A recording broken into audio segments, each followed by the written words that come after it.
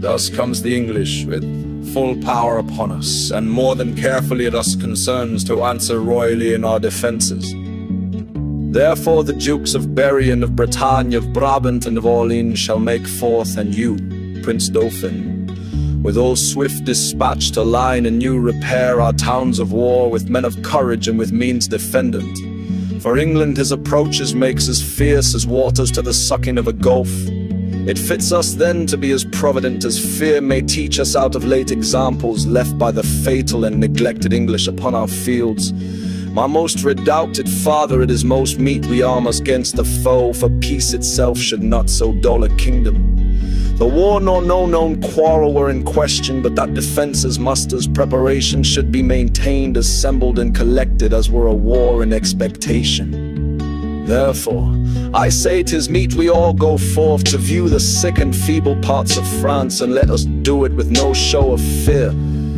No, with no more than if we heard that England were busied with a Whitsun Morris dance, for my good liege, she is so idly king, her sceptre so fantastically borne by a vain, giddy, shallow, humorous youth, that fear attend her not. O peace, Prince Dauphin. You are too much mistaken in this king. Question your grace the late ambassadors, with what great state he heard their embassy, how well supplied with noble counsellors, how modest in exception, and withal how terrible in constant resolution. And you shall find his vanities forespent were but the outside of the Roman Brutus, covering discretion with a coat of folly, as gardeners do with ordure hide those roots that shall first spring and be most delicate. Well, 'tis not so, my Lord High Constable, but though we think it so, it is no matter. In cases of defense, 'tis best to weigh the enemy more mighty than he seems, so the proportions of defense are filled, which of a weak or niggardly projection doth, like a miser, spoil his coat with scanting a little cloth. Think we King Harry strong, and princes look, you strongly armed to meet him. The kindred of him hath been fleshed upon us, and he is bred out of that bloody strain that haunted us in our familiar paths. Witness our too much memorable shame when Cressy battle fatally was struck, and all our princes captived by the hand of that black name, Edward, Black Prince of Wales, whiles that his mountain sire on mountain standing up in the air, crowned with the golden sun, saw his heroical seed and smiled to see him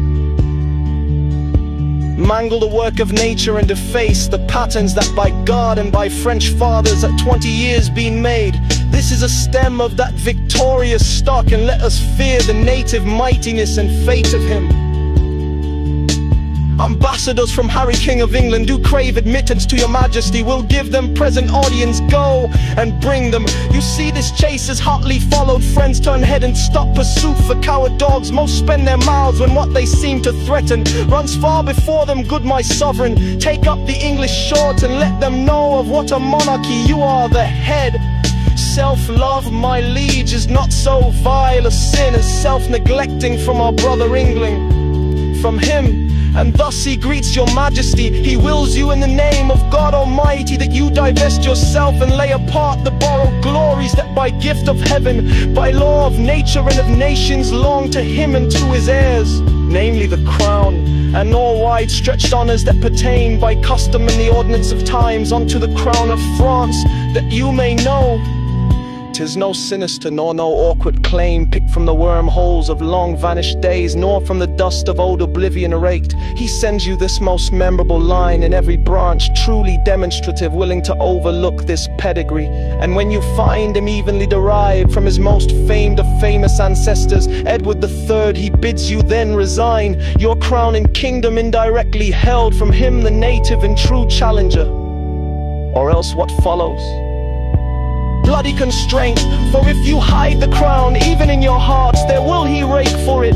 Therefore in fierce tempest is he coming, in thunder and in earthquake like a Jove, that if a querying fail he will compel, and bids you in the bowels of the Lord deliver up the crown, and to take mercy on the poor souls for whom this hungry war opens his vasty jaws. And on your head turning the widow's tears, the orphan's cries, the dead men's blood, the pining maiden's groans for husbands, fathers and betrothed lovers that shall be swallowed in this controversy. This is his claim, his threatening, and my message. Unless the Dauphin be in